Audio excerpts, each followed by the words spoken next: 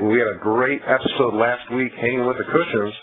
It was nice to finally talk to Mike and get him to sit down. And Sherry's just an unbelievable horsewoman. But we had that exclusive international interview in Espanol with Juan Franco, and we're looking forward to speaking with more Latinos on the circuit, anywhere from Guatemalans like Juan to the Mexicanos, and he even mentioned the Argentinians. But we've got a Southern guy on the line. Randy D, you there? Yes, I'm here. There he is. We had a little technical difficulty earlier. I want to apologize for that, but let's just jump right into the conversation. What generation horse person are you?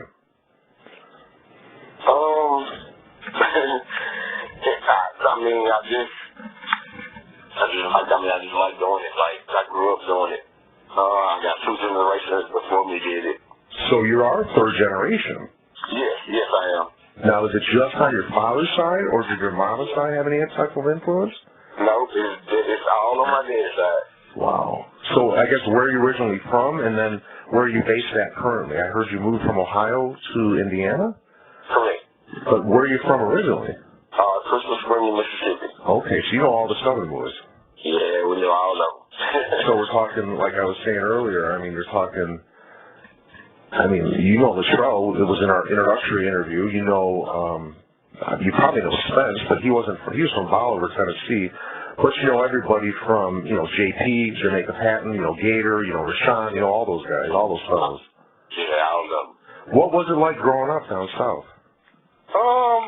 It was, I mean, it's normal life, as far as the horses going. I mean, our dad was, you know, we'd go to the track with our dads and training God, and they was kind of pretty tough on us, you know, but besides it, I mean, it was all fun. We all hung out, we cooked, we eat, we have mayonnaise every Sunday or Saturday, depending on, you know, the holiday or something, or if it's going to rain Sunday, we'll do it Saturday.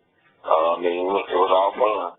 When I talked to Man, you know, John the Man Hughes, we call him the Godfather, I had asked him what a show-up is. Can you explain to people that don't understand what a show-up is, where everybody pulls up with a truck and trailer, like you're saying, you cook out, and you know, you have different things going on like Rashawn does?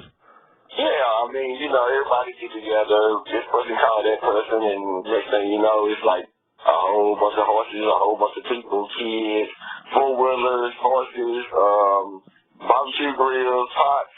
I mean, cooler full of beer. I mean, it's a good time. Yeah, but you're not paying the concession prices at the racetrack. You're pulling coolers out, you're barbecuing. No, we're not paying it. Everybody, you know, bring their own stuff, or you know, we don't mind sharing. You know.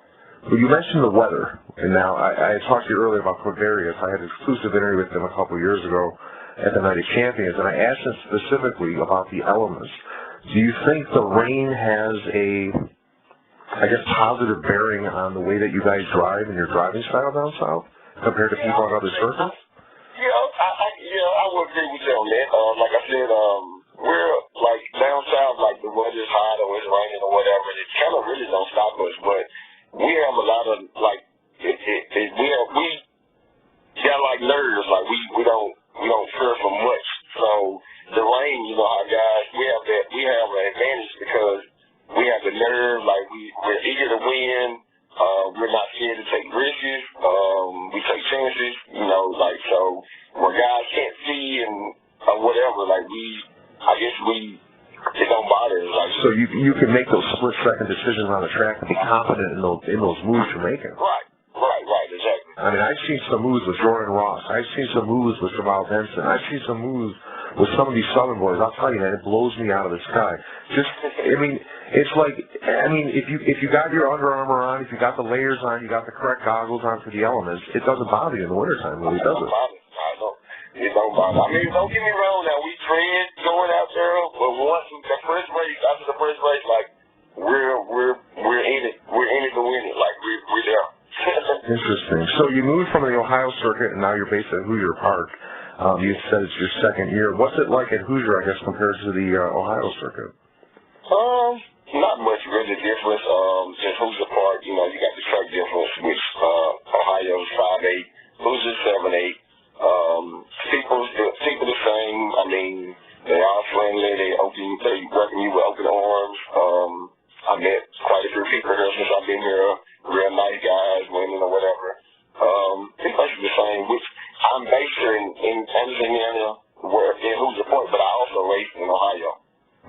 you just won with Time Master. And let me just ask, I mean, why didn't you drive Time Master when you won the other day with Josh? I drove him a couple times before that, and I did some adjustment for his equipment, and he's kind of a funny horse to drive, and Josh drove him and won with him before, so I did the maintenance and did change equipment, and I wanted to sit on the sideline and really just see, you know, sometimes Franny got to sit on the sideline to see does it changes work or whatever, but Josh gets along with him, so I'm fine with that. So, you know, being a driver, we see you out at the Red Mile, we see you out Scioto and on the Ohio Circuit and now at Hoosier Park. When you're walking back to that winner's circle and you're having that talk, I mean, we're all watching you on simulcast, what types of conversations are you having with them? Is it like a trainer-driver relationship, or is it making you a stronger driver? Kind of both. I mean, but basically it's trainer-driver. The driver's basically telling me, you know, even like Josh is on Time Master and with me, he's like, okay, we got him figured out, you know, this rigging right here works, so we'll keep him like this, you know, basically just telling me, you know, that the rigging that I changed works. Interesting. So here's the bottom line question. We all were rooting for you when you went out east. They had that Martin Luther King race. What happened around that final turn? We were all rooting for you at 10-1 on the rail with the Burke horse. But then he snuck up on you now. Yeah, middleweight just stretch, my horse started bearing out, and you know, and we couldn't whip like we wanted to because the judges gave us speech about whipping, like, and he was like 500 out of bounds in 5 days, no warning or nothing. So he kind of spooked me a little bit. So I was like, you know, I ain't gonna wait out here to get fined, just spend them 5 days. So I mean, you know, I'll take the second. Now, you've won plenty of races in your lifetime. You know, we could look you up on the stats with the infamous record-keeping agency, the U.S. Trotting Association. But I guess, you know, seeing Eric win that race, you know, what was that feeling when you saw him go by you? Were you kind of rooting for him? Yeah, that was definitely. We're friends, and yeah, I congratulated him. I was very happy for him. His first win on the family track. Like, you know, I was real happy for him. Oh, it was Devin. It wasn't Eric. Yeah, Devin that won. Eric got third. Oh, okay. I got him mixed up now. So Starks 1-3 with you in the middle. Yeah. Interesting. What about the work that was done with Jessica? I mean, she orchestrated that, and it was a phenomenal event. I mean, do you think we should, like, do some more promotions, let's say, with BET or something? Yeah, it wouldn't hurt. I mean, it even wouldn't hurt to do it at more tracks, you know, or make it like a series instead of just one race. I mean, make it like a series, like 2 races and a final or something like that. You know, something more instead of just at one race, you know. Yeah, because, I mean, they get everybody coming out east, and we heard what happened to your luggage. I mean, what was it like wearing Joe Bongiorno's colors? Well, I looked at Montreal Pig. I wanted to find somebody with red and black and white colors, so I looked at Montreal Pig, and I'm looking at him like, no, it ain't going to work. Like, I'm way taller. I mean, George might adopt you and have you start trading with him and everybody else like Clyde. He'd be like, come on, hang with us, huh? He might take you in his family. But, I mean, seriously, did it affect you at all? I mean, you were just in your mode. You were in beast mode. It didn't matter what colors they had. It didn't matter that they lost your stuff. Yeah, it didn't matter. It didn't matter. My main thing was to be able to drive with someone colors, because that's what I was worried about when I got there. And I went to the judges, and I showed them the paperwork, and it was like, you know, it happened.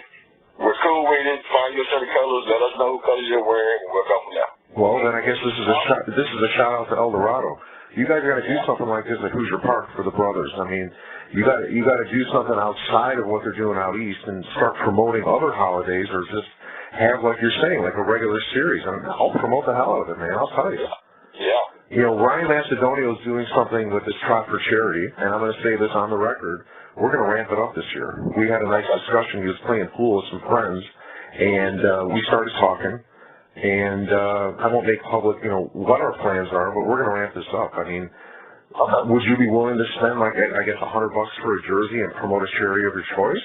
Oh yeah, no doubt. Okay, I mean, let's just ramp it up and let's try to get the word out to these tracks. I mean, we want to have more of these series highlighting.